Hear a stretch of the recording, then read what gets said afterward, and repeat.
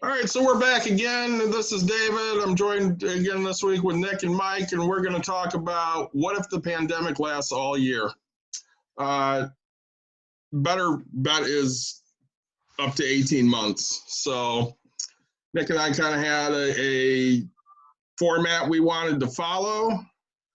One of the things we wanted to do was we wanted to be able to show information to everybody about what to do if you're feeling despondent, destitute, suicidal, any of those things. So we're going to flash that a couple of times during this episode. We're going to start off with it right now as I share my screen. So we know that these are hard times for people, and so we want to make sure that people know that there is help out there. David and I have always talked about it. If you need, reach out to us. We're always an ear. Via Facebook or YouTube, and we can get with you guys. Otherwise, the National Suicide Prevention Hotline is on there. You can text a number, and you can get help in any way.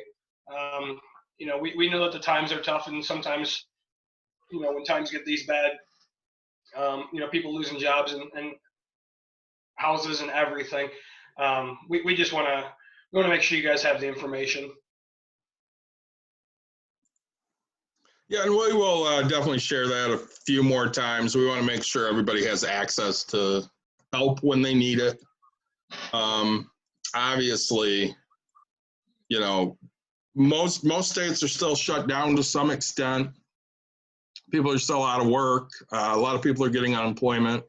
One of the things we wanted to do was take kind of a little poll of people we know to see what exactly their situation looks like. So I threw this out to some people a couple days ago, and we had 31 different respondents. So kind of what we're looking at here is out of those 31, 21, either their income stayed the same or it increased during the pandemic here. And then we have 10 people where it decreased between 25 or even over 50%.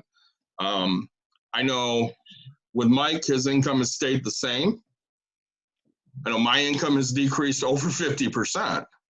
So, we kind of run the gamut here. I think it's safe to say Nick's income has not increased. No, I'm in that lower. Mine has decreased 50%. So, but we're working on it. So. Well, that's the big thing is we're always working on this stuff. So, Nick and I talked a little bit ago, and basically we wanted to put this out there. The stuff we talk about, the stuff we do, that works for us. I mean, Mike had a great point at the end of the last episode we did, which was on debt consolidation and dealing with collections. That after his divorce, him and I sat down and we looked at everything, and I said, these are the things I would suggest. And some of those things he did, some of those things he didn't. He kind of made it his own. And that's really what you have to do. We're going to give you a lot of information. We hope that, something here sticks and you can make that work for you, and great if you can. And if you do things differently, please share it with us, because we'd like to know. We want to learn what you're doing that is successful, because we'd like to be more successful than, what we are with money right now. Obviously, none of the three of us that are on this call this week are independently wealthy or retired or anything like that. We're just moving on in the world like everybody else. So these are the things that work for us, and hopefully some of them will work for you. And maybe you got an idea that'll help make us even richer, than what we thought we would be. Who knows? Sure. We might as well start today's non-official sponsor for me is Odd Side Ales out in Grand Haven, Michigan, a rye hipster brunch stout.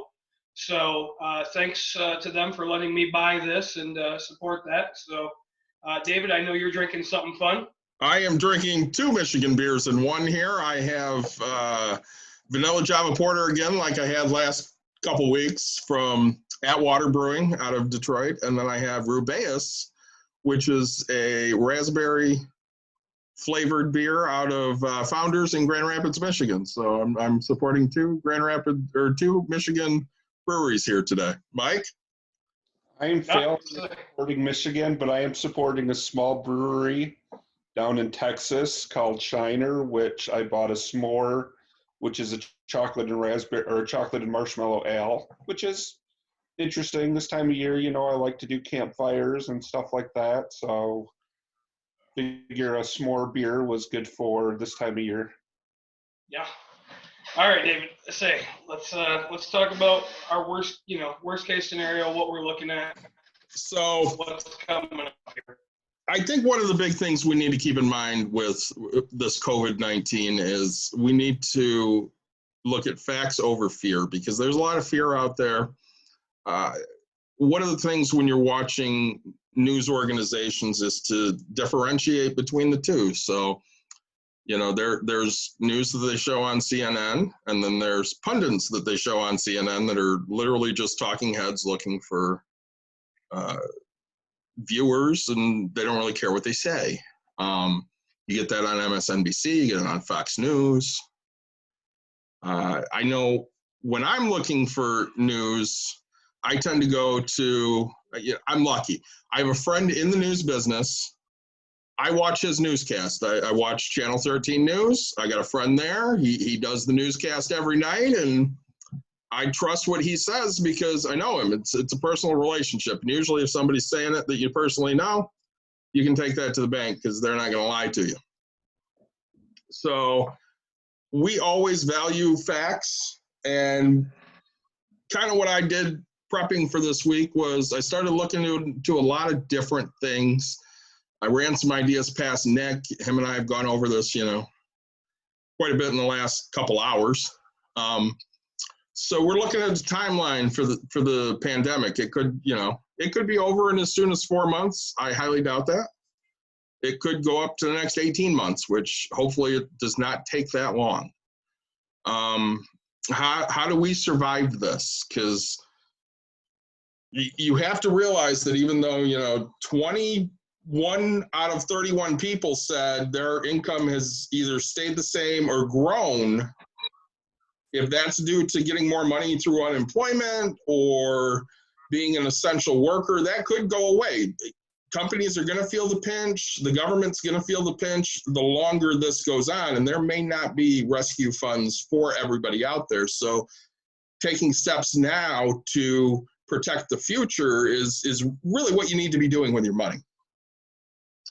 So one of the biggest things, and I've heard this from several of the people that I know and trust business-wise, is you need to learn how to adjust and pivot during this time. So you can't go on with business as usual. So with me, business as usual for the last at least year, because my wife opened a business a year ago, has been I work 3 jobs. I get paid for one of them. But because one of them's at my wife's business and she takes a salary, technically, we're drawing money from both of these jobs. She's not making money there right now. So we had to learn to adjust to what this new normal has become, at least for the time being here. Okay, and kind of pivot. And what we did was we looked at all our bills. We made some cuts here. We made some cuts there. We talked about that in previous episodes, of budgeting during the pandemic and budgeting in general.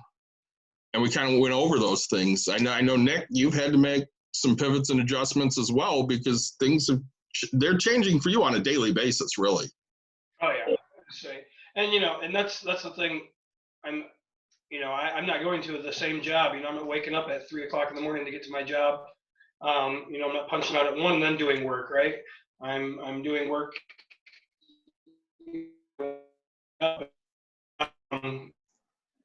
Finding odd jobs is kind of my thing now to get by. So, we used to go out to eat quite a bit. We talked about that, and now we're on this whole home front and budgeting, planning meals, it kind of reminds me of back when I first started a little bit, with this is, we're eating hot dogs more, we're not, we're eating ramen noodles again, it's just, so, our meals are getting less expensive. And, so it's when the income comes in, we're making sure that the right bills are getting paid and the income's going to the right spots before we're doing the things that we used to do.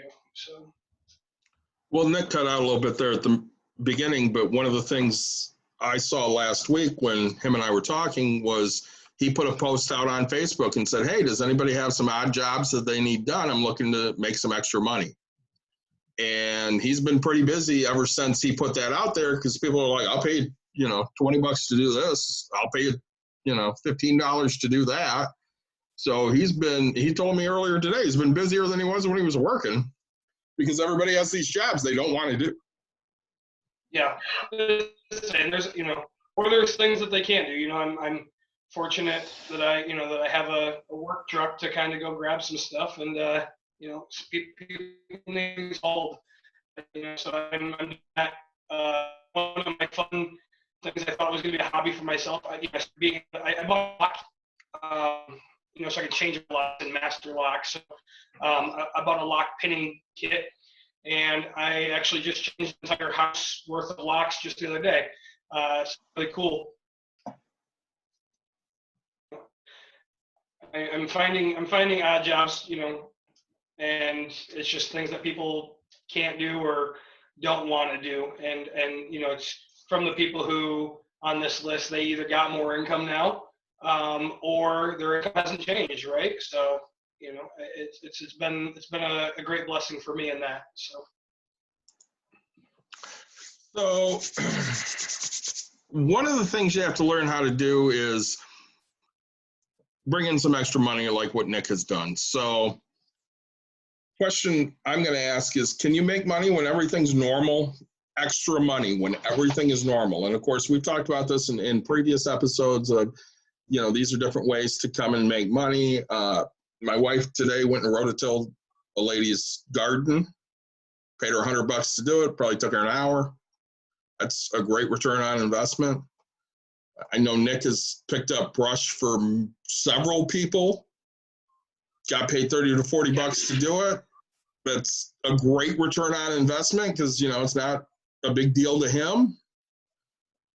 And that leads us into, can you also make money when things get to the absolute worst, which, is the situation we're in now? So can you sit there when we're in the middle of a pandemic and people are laid off, and can you still make money like what you were before? So you have to find ways to do that. And some of it's just by learning new skills. So, we've been doing this. This is, I think, our 7th time together.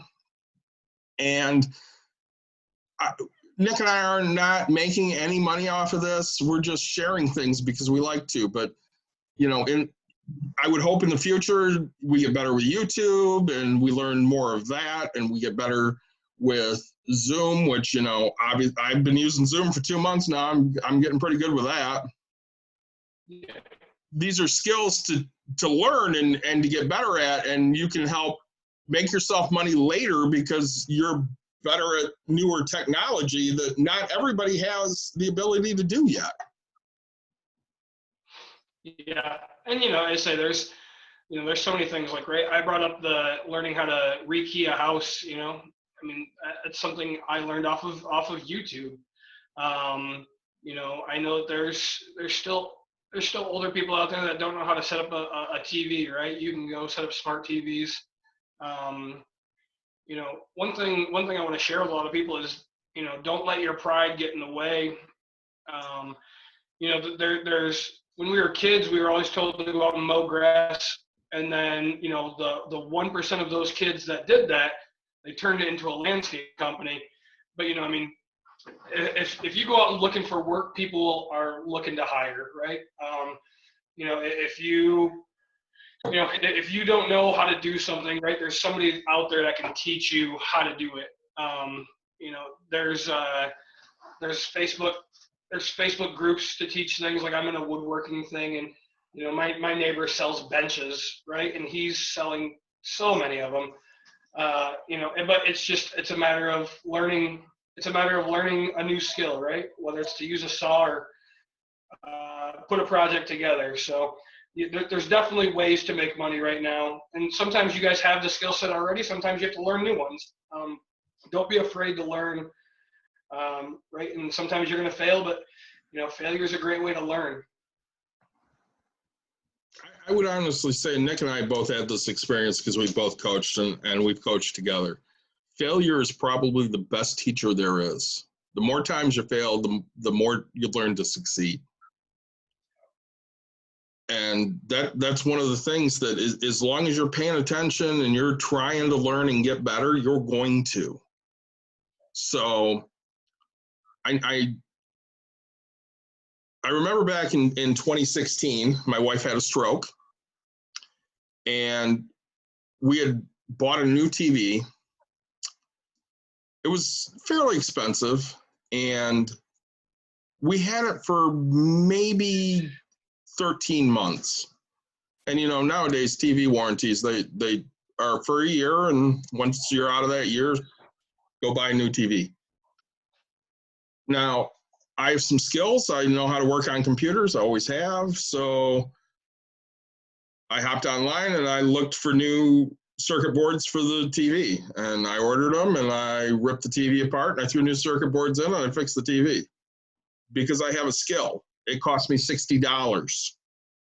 The TV itself was $800. There are things you can learn to do. I didn't know how to fix it. I had some ideas.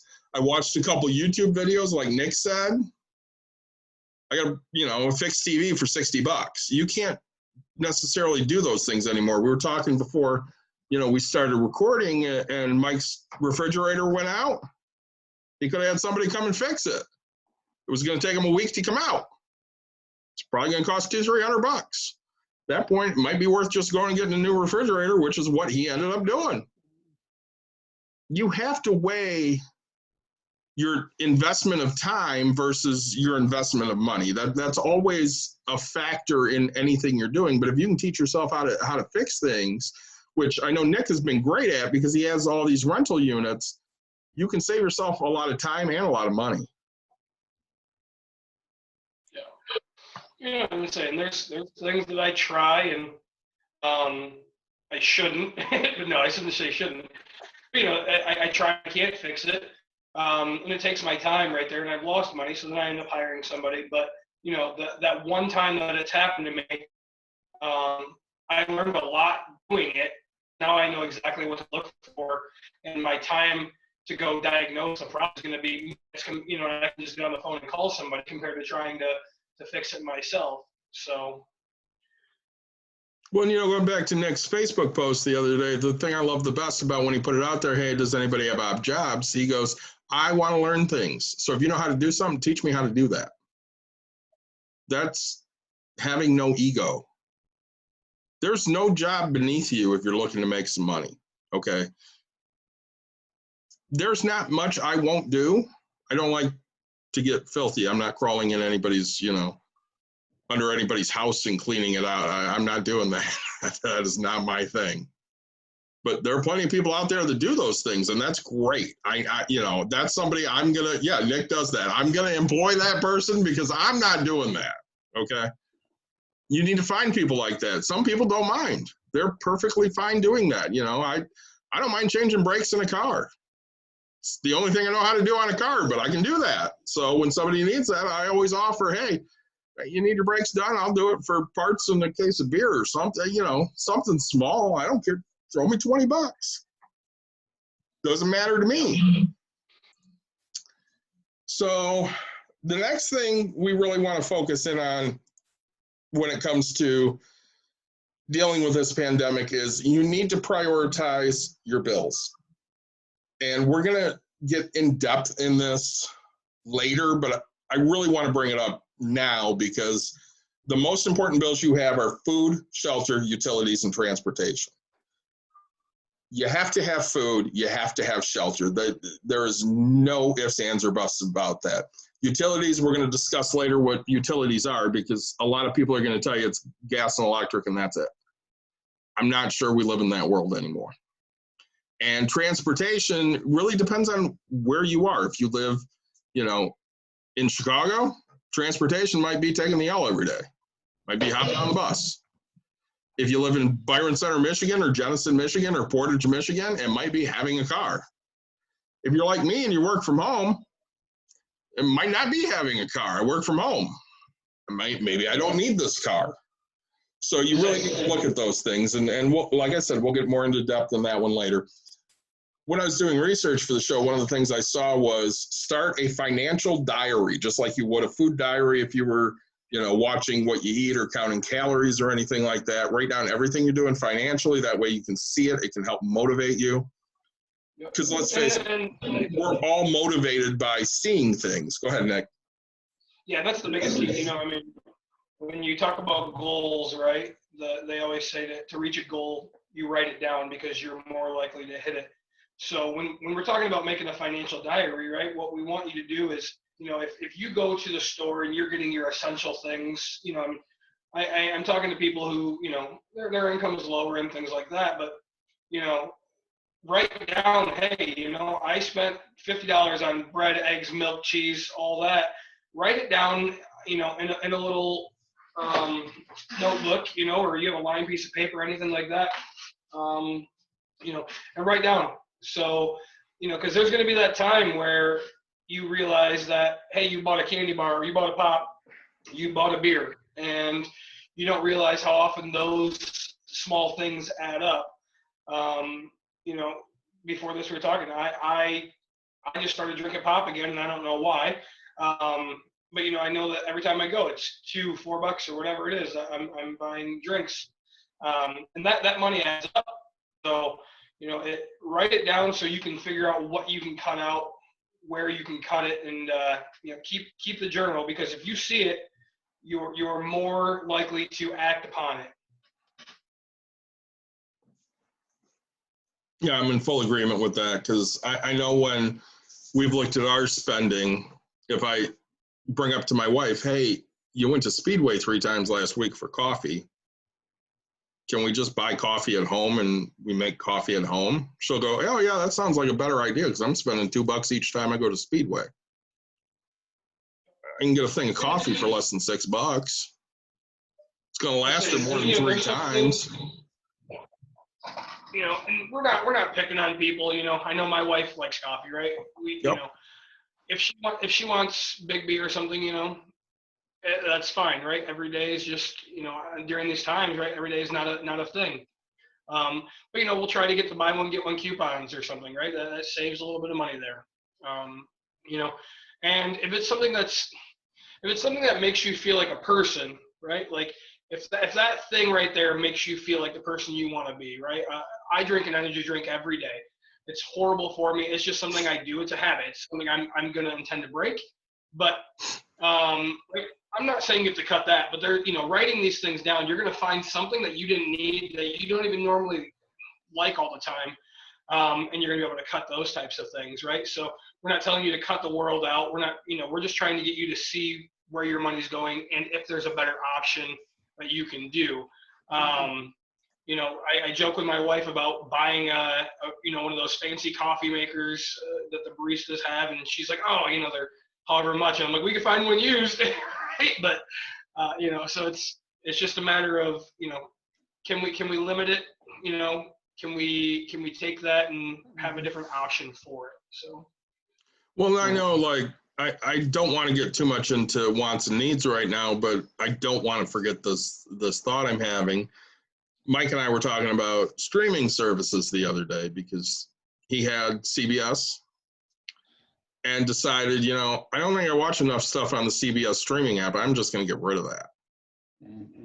And I told him, I said, well, I'm using this right now, and I could add an account for you to do this. I'm not going to say what service, because I'm sure they wouldn't like that. But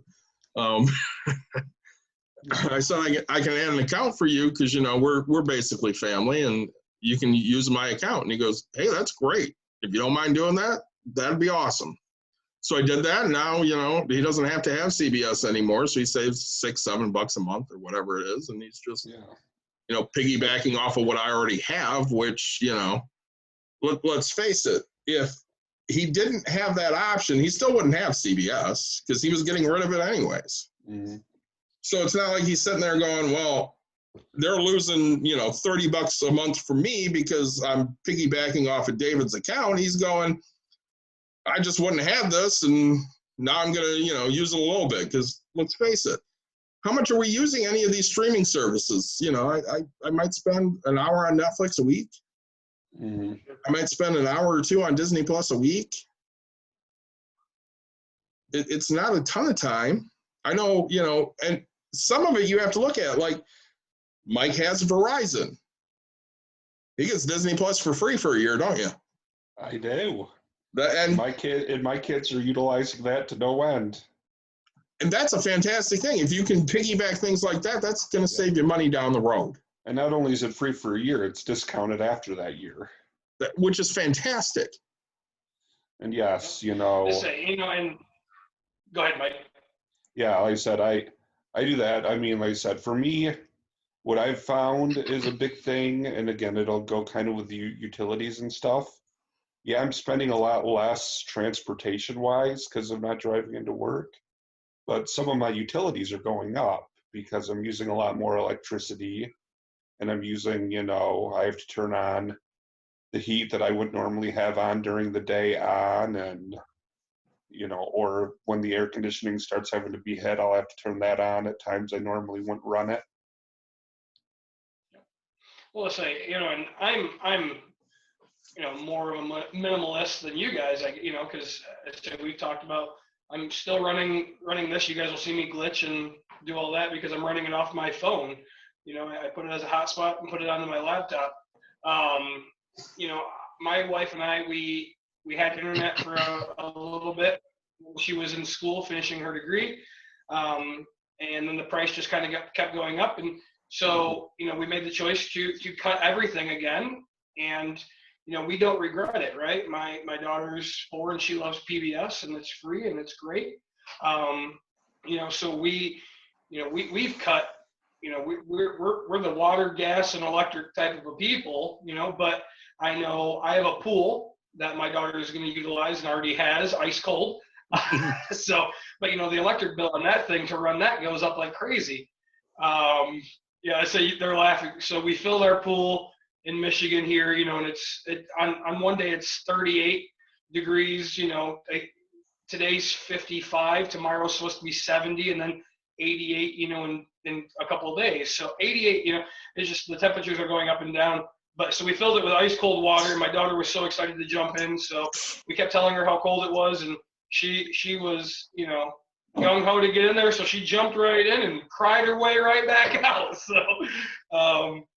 but I know that the cost of I just filled my pool. That cost me, my water bill is going to be, $300 or $200, whatever it is, more than what I used to pay. Actually, it was so bad the city called me and said, hey, you have a water usage for these past 3 days that is, bigger than you normally have. You have a water leak. And it was just that we're filling our pool, and we've never done it this early in the year.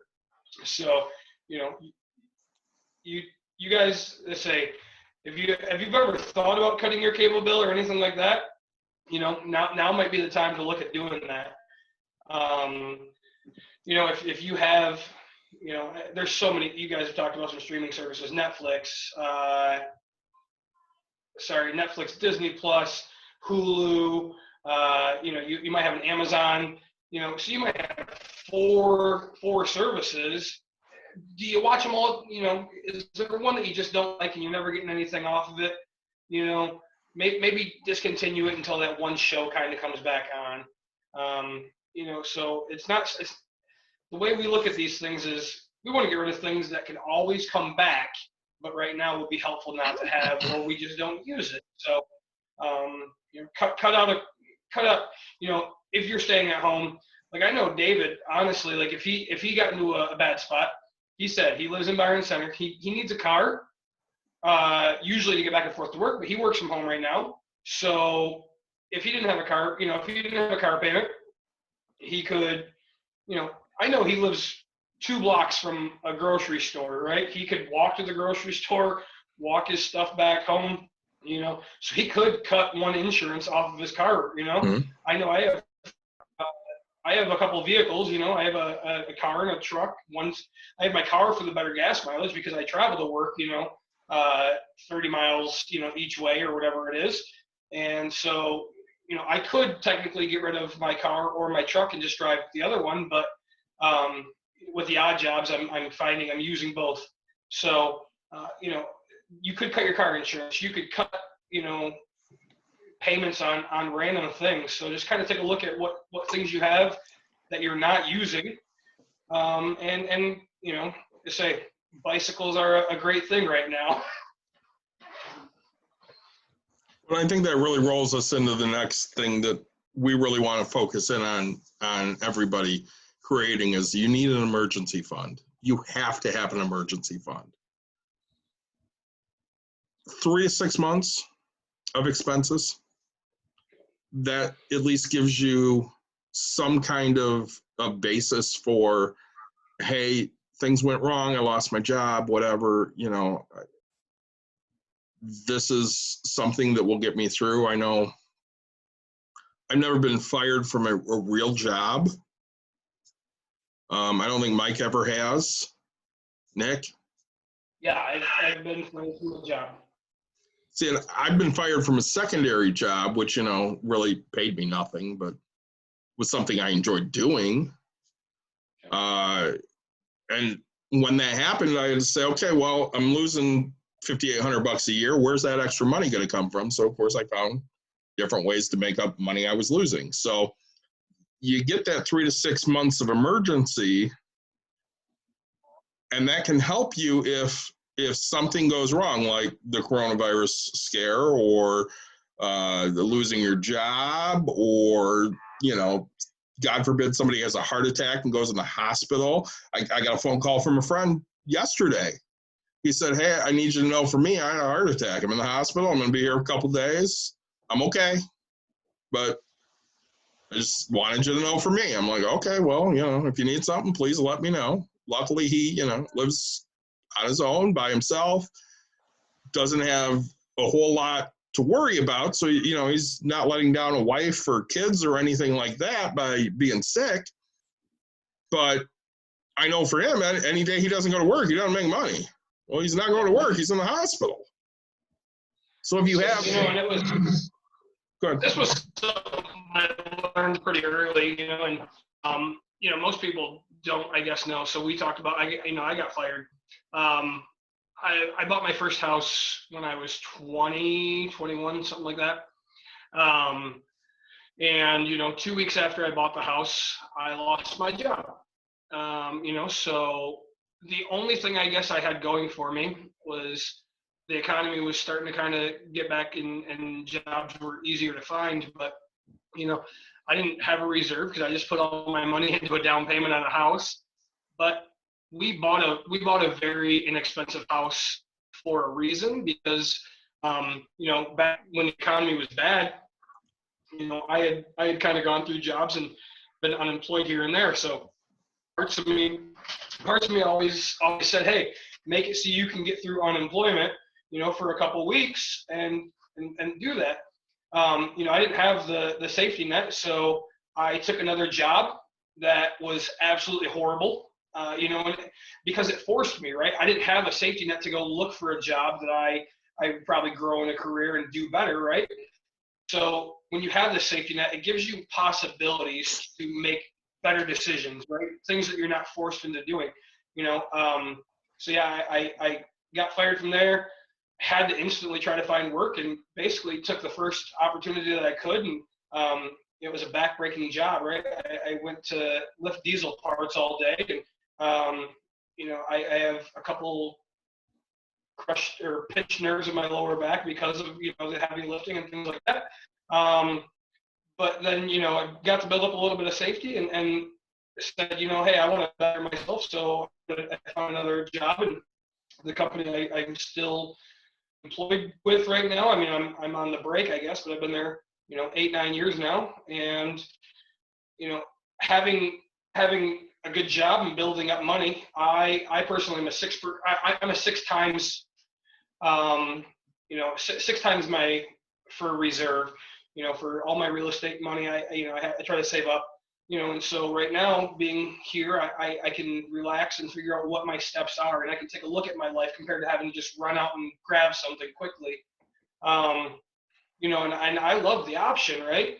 I love not having to, I can, you always get asked, what do you want to do when you get older? And, what do you want to do later in life? And right now I feel like I have a little bit more choice in that for now. So, the money's not going to be there forever.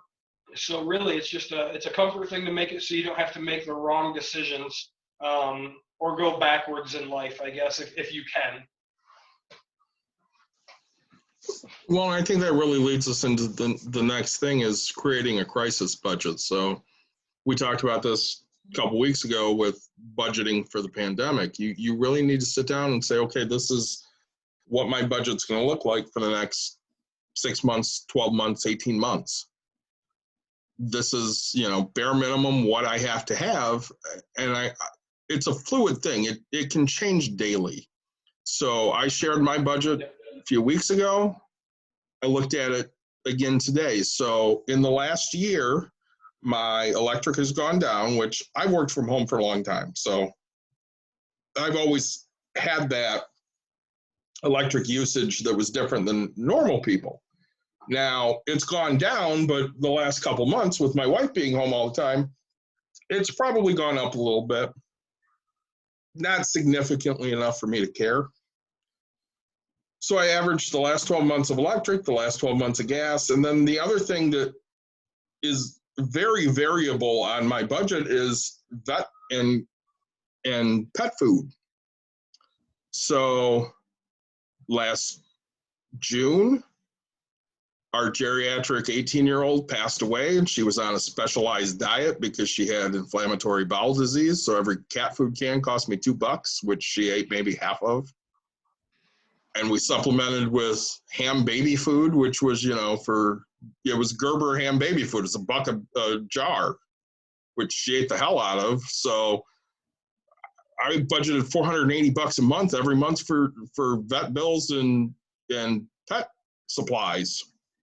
I can cut that down to $280 now because we're not spending as much anymore. And that still includes a pretty hefty bill of hers in the last 12 months.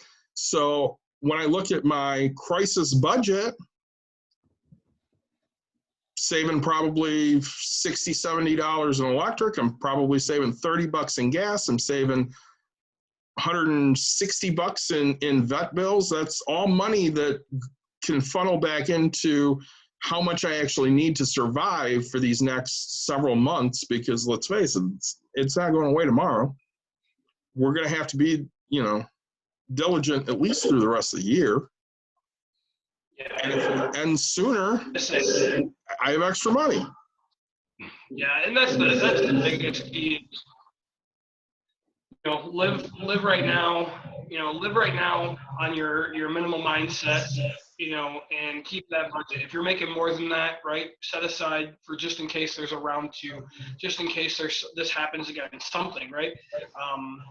It's proven that we can't predict the future. We don't know what the future is going to look like, 4 months from now, 18 months from now. If things go back to normal, great. At least you have something built up. If things get worse, and we don't get, let's call it, more bailouts, and we don't get things, right? Help yourself. Help by going down to knowing what you need to live off of, and setting that, and then having yourself a budget, for the just in case things that happen, right? You could pull out of your driveway and, have an accident with your car that you're going to have to fix. You can't predict what's going to happen. So make sure you have some kind of money put away for that type of a thing. Well, and because we're all looking at a new normal now, most people have to learn how to work from home, because many of us have been sent home. Now, I've said it many times, I've worked from home since 2011. Mike worked from home, usually 1 day a week, maybe? Usually I was working about 1 day a week. Now I'm at about 3 days a week. Yeah, and of course, because we're in our new normal now, our kids aren't in school anymore. Now, my daughter's 25. She's still taking college courses because she goes to online school, so she can. But I know Nick's daughter's 4. She hasn't started school yet. She's home every day. Mike's 2 kids, they share custody, so he's got them, during his work days sometimes, which I think he said on the last episode, or maybe it was on a different Zoom meeting because we're on so many of these together, that, his son likes to talk and talk and talk, and they always want to know when lunch is and how many meetings I have that day. And yeah. These are things you have to deal with as a parent now because we expect school will start back up in August or September, but we don't know that. Yeah. And if it doesn't, what is the new normal going to look like? And at the same time, what's daycare looking like this summer? We don't know. There might not be daycare still. Yeah. You might not want your kids going around these other kids. No. We're, as much as I keep talking about getting internet so that this doesn't freeze up on me as much and do all that, my wife and I are already talking about budgeting for internet just in case my daughter, has to go to online school. I mean, I've never dealt with it. I didn't go to online. I went to a classroom and learned from a teacher, but I have some neighbors, and to finish up their school year, some of these people went to online school, like through a Zoom meeting, and there's a possibility. So, I'm already budgeting that money to make sure I have let's call it a $50 a month internet bill. If it's a need, I will always get the need. Library, we live near a library, but it's not open, right? I can't guarantee that it's going to open. I can't guarantee they're going to give me the free internet, to go use it. Or, I think you're limited to an hour at the library of internet usage. So, we're talking about options. Do we get her a tablet that has unlimited internet like what we have? So she can do this type of a thing. My 4-year-old could have her own phone or a tablet. We don't know what this future is going to look like, but we're trying to plan for the worst and hope for the best. When it comes to busing, we're talking about that right now. They offer some type of busing, but my wife works a little later and I get out early. As of right now, I have a job, so I get out early. I can pick her up, but we're trying to figure out, are we going to use the public transportation? Are we going to use our own transportation? Are they going to allow kids to get on the bus? We might have to be forced to bring our kids in quarantine so they're not together all the time. Honestly, I'm not sure what this is going to look like.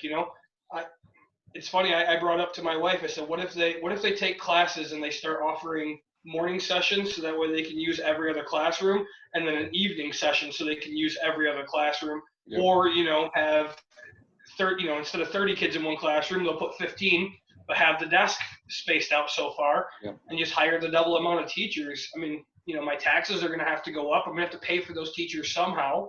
I don't know the answer. I don't have the answer, but I'm planning for whatever answer they throw at me. So. When I think at a point, Nick, you brought up something that I was thinking about in terms of, we talked about kind of what would be the essential needs. And I think right now, everybody's moved away from a home phone. Cell phones are almost an essential. And I'll do one thing that I do from a cell phone perspective. Unless I can get a free one, I don't upgrade my phone unless I can pay for it out of pocket at that exact moment. I'm not going to be one of those who's going to add $50 to my monthly bill over the next 24 months to, do that. I pay for it out of pocket or I get a free phone. Sure. I can't say I do that. Honestly, so it would cost me $800 to get my phone, or they offered it if I took a $5 a month payment for, 16 or 18 months or something like that. So, it didn't cost me, it actually saved me money to make a payment than it did to pay it up front. That's the only reason. And I didn't go get my brother's one of those that, he'll pay, get $35 or $40 extra on his just to have a nice phone. And no, I don't care what the phone is. It does the job. It does the job. It has the stuff I need, and so I pay $5. My company, I guess, stopped giving free phones as much as I kept taking them. So, but, we make the best budgeting decision based off of it. So. Yeah.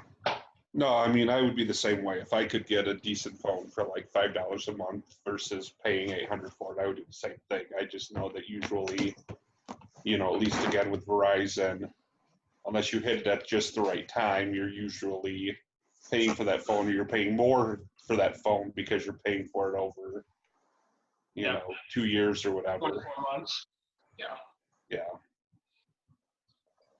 Well, and that's one of the things we try to do is I got an S8 Plus 6 months after it came out.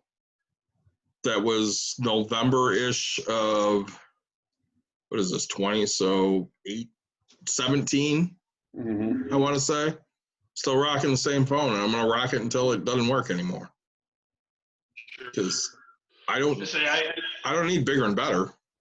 The only reason I upgrade is, if I run out of storage on my phone, or the phone breaks, and last time my phone broke, I think it was going to cost me $120 for a screen, and the phone was so old, or they offered me the $5 for the, I have the LG, I had a G6, now I have a G8 or something, or, and it came with, more storage space, more everything, and so I don't have to go in and delete photos every 2 seconds. I just let it ride, and that really, I only do it when I need to. Once in a while I break my phone. My wife breaks her phone, every month. This is a true story. So we got the G8s, and she ordered cases, and as she got done sending to order the case, she ordered them on Amazon, went to put her phone in her pocket, and didn't hit her pocket, and it dropped in the ground, and it broke right there. I was dying laughing. So, she broke the screen for a while. It still works, but now Sprint has like $30, $30, and you can fix any phone, I guess. Well, I mean, they're doing a lot of companies are doing a lot of that stuff now because they realize people can't afford to buy a brand new iPhone 10 or whatever, so of course they're going to give you things to, refurbish them cheap or fix them cheap or whatever, because, they don't want you jumping ship to a provider that'll do that for you. Yeah, and that's a sales tactic they're all using, right? I mean, switch to us and we'll give you these brand new, biggest high-end free phone. And so people are, switching back and forth constantly. So yeah, they're doing their best. So we took a little short break there for some of you, and what we're going to do now is we're going to share those numbers once again, because we feel that's important for everybody to see. So we're going to do that a few times. So this is the second time.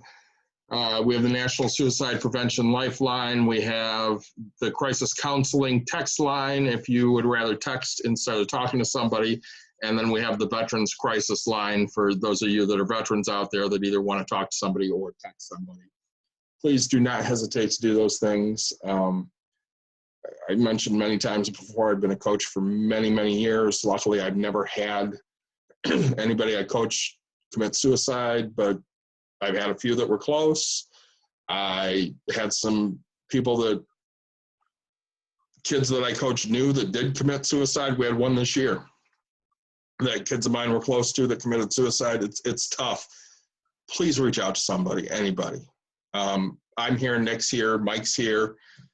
I know that, when I've been in bad places, I will text them or other friends of mine and say, I'm in a bad spot, I need to talk. People are there for you, they care about you, they don't want you to do anything, rash. Anything to add, either one of you? Yeah. That's just, and we've all been there, right? I'm always okay with not having sleep. I'm always okay with being interrupted. and anything I'm doing in life, right? Like to help save a life, to help get somebody through life. You know, I know David and I both have, you know, and to us, right? Life is too short already, you know, so the impacts that we can make on other people's lives is huge. So, you know, reach out to anybody for help. You know, these are just some things. If you don't want to reach out to, you know, if you have a normal friend or family, or you lost that friend or family for some reason, you know, reach out to somebody, seek, you know, get the help that you need. And, you know, really, guys, we're all going to get through this together. We're all going to get through life together. Let's make it a great life to get through. So getting back to what we were talking about, we have a few other things that we want to definitely hit. So we were talking earlier about wants versus needs. So Mike kind of hit on this on the head before we took our little short break here that you don't even know we took. Home phones are kind of a thing of the past. Some people I still have a home phone because it's a speaker phone and I don't want to deal with talking through the computer all the time. So I keep that mostly for work purposes, or, you know, when my mother calls, I can just stick it on speaker and continue to do whatever I'm doing. But for the most part, a cell phone has become a need, not a want. Needs are shelter, clothing, food, utilities. Could be medications, depending on the medications. I know Mike's got some different medications he's on. I have medications I'm on. Sometimes you need those things. My wife used to be on 18, 19 different meds. She has lupus, fibromyalgia, IC, MS. She's not on any of those anymore because she discovered medical cannabis.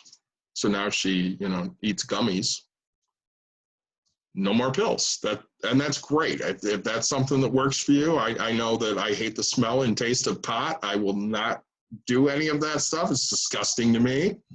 She doesn't taste it, so she's perfectly happy to have a gummy, and it takes away any of the pain she has, and she doesn't have any issues. And most of the time with her, she doesn't even have THC in whatever she's taking. So again, those needs: medications, food, shelter, clothing, utilities. I think cell phones fall under utilities. Wouldn't you both agree? Yeah. I mean, yeah, little cell phone, yes, right? Like if my daughter doesn't have one, but she doesn't need one, right? So there's people out there with, you know, kids that have cell phones, and right now kids aren't going anywhere. Kids don't need them. I can't tell you how to raise your kid, but I'm saying there's mine. I do everything. I pay my mortgages. I run my spreadsheets. You know, normally before I learned how to hotspot, I would run my Zoom off of that thing. So yeah, my cell phone, and it is a need. It's a business expense. I get it as a write-off. It's a need. Anything I can write off, that's a need. Well, I think that runs into internet as well nowadays. In general, go ahead, Mike. Yeah. Go ahead, Mike. I think it boils down to, in general, a mean of communication is a need, but how fancy of a phone do you want is a want. Because, I mean, you can get away with, you know, the bottom of the barrel smartphone and still get, you know, what Nick does and be able to use it as a mobile hotspot and things like that. Yeah, it definitely is something that you really need to review. Do you need the newest iPhone? Do you need the newest Samsung? Or can you get away with something cheaper? What were we going to say, Nick? Yep. You know, no, so, you know, and that's, you know, we all need food, right? We all need shelter, right? So, you know, I'm not suggesting that you go out and, you know, if you rent right now, go rent, you know, if you rent right now, continue your lease and pay your bill, right? Make sure you have that over your head. If you own your house, right? If your job changed, you might go to a lower income, right? Take a look at that and see, do I need this much house for what I have, right? There could be a chance to downsize and, or a chance to upgrade. We can't tell you, but figure out what your needs are. I don't need a house with a pool. My wife wants it. That's the only reason we have it. Yeah, and like I was saying earlier, too, is Go ahead, Mike.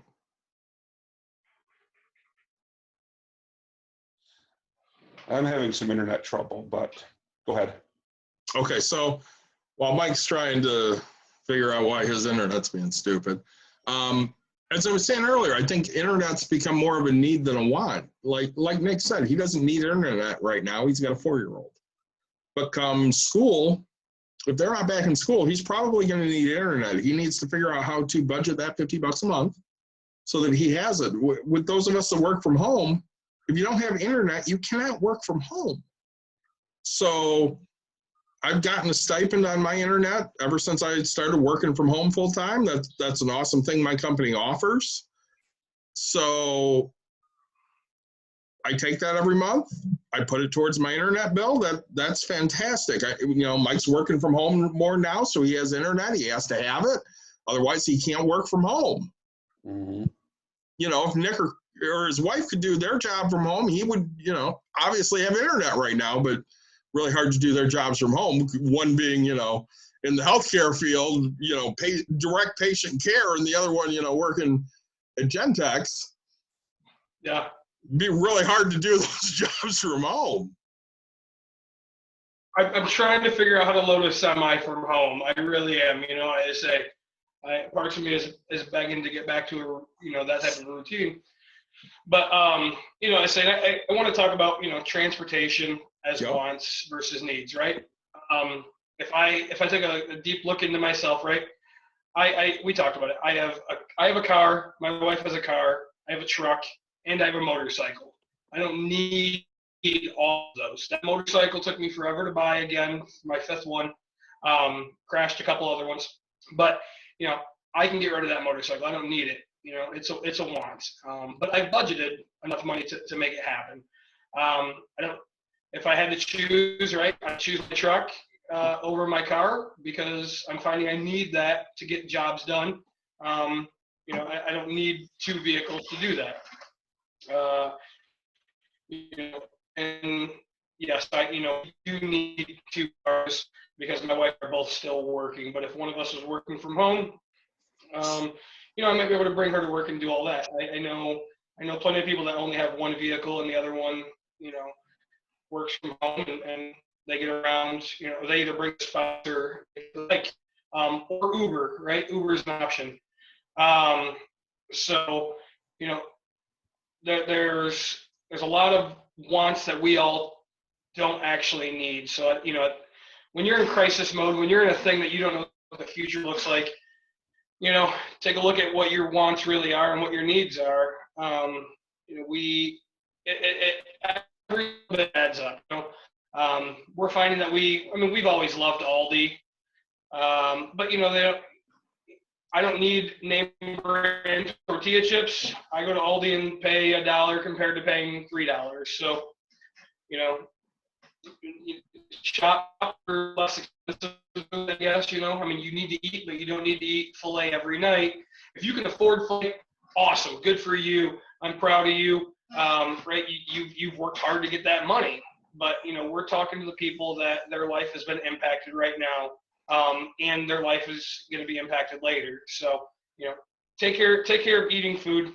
Try to stay as healthy as possible. I know we could all work on that better. But if your lease is almost up, maybe take a look at getting something a little less expensive. Downgrading areas, downgrading size, anything like that.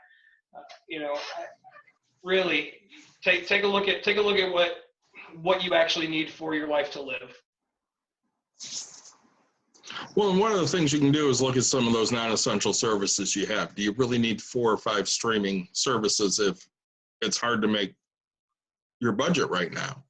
So I know I have Hulu right now. I don't watch Hulu a whole lot, but I always play the Hulu game every November. They'll come out with something. 2 years ago, it was sign up for Hulu and you get it for 99 cents a month for 12 months. So I canceled my Hulu subscription and I signed my wife up. So I had Hulu for $1 a month for 12 months. This last November, they ran a promotion where, hey, new subscriber to Hulu, $1.99 a month for 12 months. So I canceled my wife's Hulu because it was going to go up to $6 a month, and I signed my daughter up for Hulu. So now I'm paying $2 a month. $2 a month, that's $24 a year. I take 3, 4, 5 surveys, that covers that. That's not, to me, that's not non-essential. It is, but it's not saving me anything. Whereas when I looked at some of the other stuff I had, there were services I have that I wasn't using a lot. I could cut, and I did that because right now, saving money was a little more important than paying $10 a month for WWE Network or $17 a month for GameFly or, you know, whatever the case may be. Yeah. Let's say, you know, and, you know, we go back to, you know, if it's something that makes you the most happy you've been, right? I mean, if your life lives around Netflix and you need it, we're not saying cancel that. You know, we're saying budget for it. And if your budget doesn't call for it, you have 2 choices, right? You can either, I mean, you can either cancel it and be unhappy, or you can go make more money to make sure that you can afford that service. You know, again, if it's mowing your neighbor's grass, you know, once every 2 weeks or whatever it is for $20 a shot, you paid for that service so you can do what you need, right? So, you know, we want to keep people happy. We just want to do it financially smart. And that's a fantastic point. And one of the things I was talking about with my wife earlier was she heard somebody say, hey, if you have debt, stop paying that off in full if you're in a financial crunch right now. So I wanted to hit that real quick. So let's say you have credit cards or some other kind of loan. Credit cards are a perfect thing because that payment changes every month, unlike what a loan does, which is a fixed rate or a fixed payment every month. So if you're in a position where you've lost 50% of your income, first off, stop using your cards if you can.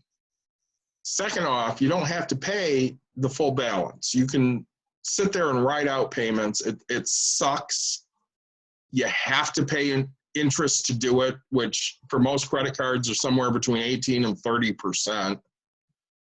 I never recommend that, but if you're in the tightest situation, that might be something you have to do for a month or 2. And again, going back to go ahead, Nick. Let's say we talked about, you know, the couple of their options, you know, on the past couple episodes about, you know, over credit cards, but, you know, like myself, you know, I was always about overpaying on my mortgages, especially my personal, you know, but now during crisis mode, right? It's, hey, if my bill is $742, you know, I'm not going to $750 right now. I'm going to $742 and taking that $8 and making sure it goes towards the next bill. You know, making sure I can do everything I can to pay all the bills that I have. You know, it's not always a bad thing to pay your minimum, right? As long as it doesn't cost you so much in the end. You know, find the ways to just pay what you need to pay to get by. Yeah, again, we're talking about ways to figure out different things. So just to diverge for a minute here, my wife went into the grocery store the other day to pick up some stuff, and As she walked in, there was this young girl putting her hand in those coin machines. You know, the coin machines where you stick in your coins and it gives you a gift card or whatever. So she stuck her hand in there to pull out any loose change that was in there, and she came up with a Canadian nickel because they don't take Canadian money. Now, for those of you that live in, let's say, California or Texas or, you know, someplace not near the Canadian border, in Michigan, Canadian money is like United States money. If it's a Canadian penny, we spend it. The grocery store takes it, the bank takes it, they give you a penny for it. It's the same money for us if it's change. That doesn't happen in other places. I remember going to Hawaii when I was a kid. My mom, you know, sat down a Canadian nickel and they said, we don't take that money. And we didn't understand what they were talking about because you spend it in Michigan. So she looked at my wife because my wife looked at her when she walked in and she goes, it doesn't take Canadian coins. So I always stick my hand in the coin machine because, you know, there might be money in there and I get a lot of money that way. Somebody else left it. And she goes, I swear you're related to my husband. And she just kind of walked away because that's something I would do. I've never thought of doing that, but I would do that. So again, different ways to make some extra cash. We're still going to start doing that. It's a great idea, isn't it? Like we said, please share your ideas with us because this is something I never thought of, but I will do it for the rest of my life now.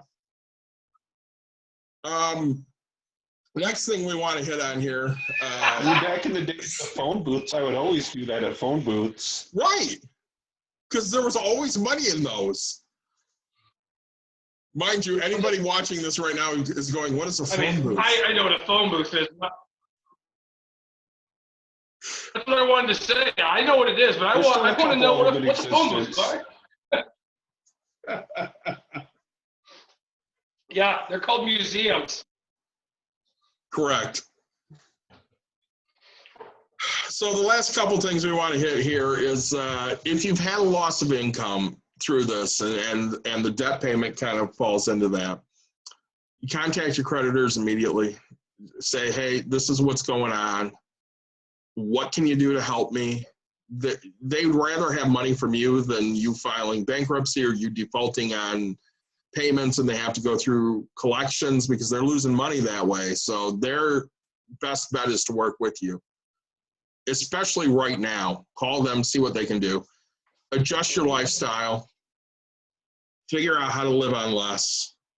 Get rid of non-essential stuff. You know, we've gone over all of that. And look for relief programs. There's a lot of relief programs out there right now. Go out to Google and type in COVID-19 relief program. You're going to find different grants or different programs, something that will hopefully help you save some money. You know, hopefully we've, over the last 7 of these that we've done, have found ways to save you some money or make you extra money.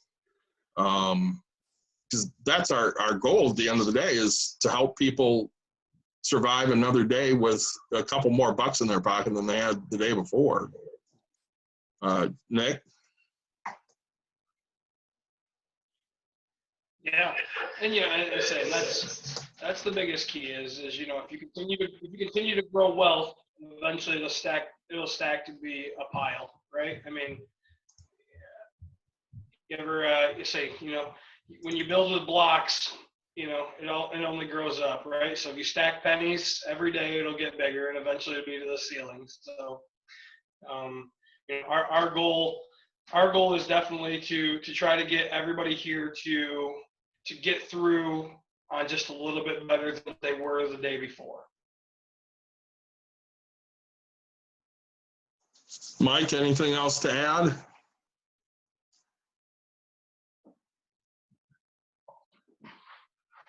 Not much really. I can tell you one thing that like I did recently, and it kind of came with some of the stuff we talked about, is that in all this time when I started working from home, like my credit union called me.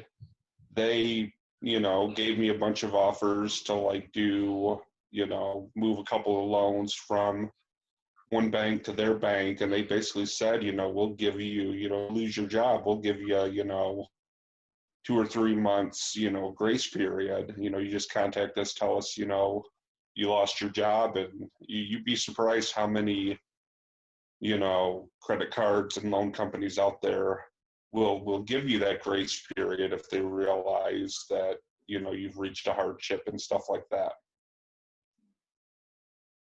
Well, I can honestly say the last time we went through this was, the recession in 2008, 2009. Banks were less willing to work with people. I've found that banks are really willing to work with people right now. They understand the situation we're in. They're more willing to help. Those are things to tap into. If you need help, call them. You're not going to, the worst they can do is say, no, we're not going to help you. So I know I think what happened is they learned from 2008, 2009. Go ahead, Mike. They learned from 2009. In the ass really hard. Yeah. Yeah, they really did. Banks were in a bad way, and honestly, the government should have let them fail. And they didn't, which, shame on us. But unfortunately, that's kind of the situation we're in again. Go ahead, Nick. I'm gonna say we talked in the beginning, right? About facts, and the facts is that the government can't afford to do the exact same bailout, every time something like this happens. So, right, banks have to start giving some grace, right? I mean, we see it all the time. I know I have friends in real estate where their lending companies came out and said, hey, your loan is in forbearance for 6 months. They're not even allowed to make payments, and so it's don't have too much pride to ask for help. That's the biggest advice I can give you, is there's so much help out there. And piggybacking off that help, we're going to show this one more time, because we want everybody to know that this help is out there. So here are those numbers once again. If you have issues, please reach out. We don't want to see anybody, do anything unfortunate that they can't come back from. And this is the time to hopefully pull together instead of pushing apart like we've been doing for the last several years. So.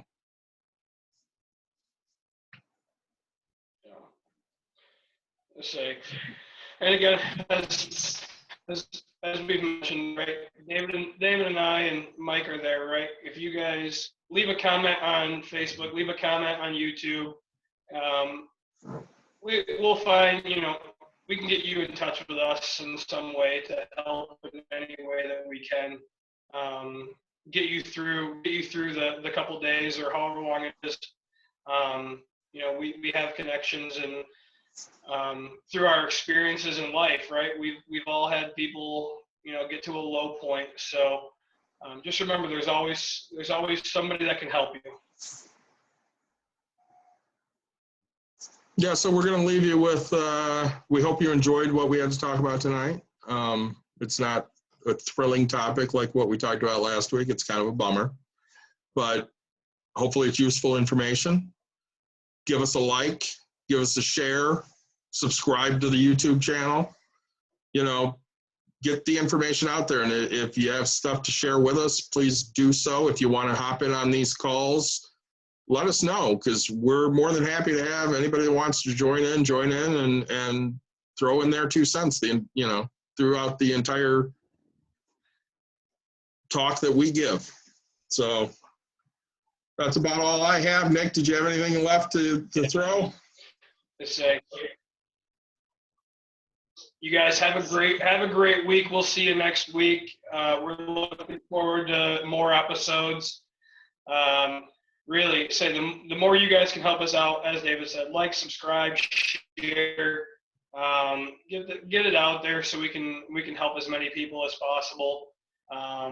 Really, if you are an expert in a field of some type of finances, we are always willing to listen and have you guys on to share your knowledge. I mean, we are the first to to say that we don't know everything, but we're willing to learn. So have a great night, and we'll see you guys in about a week. All right, sounds great. We'll see you three later.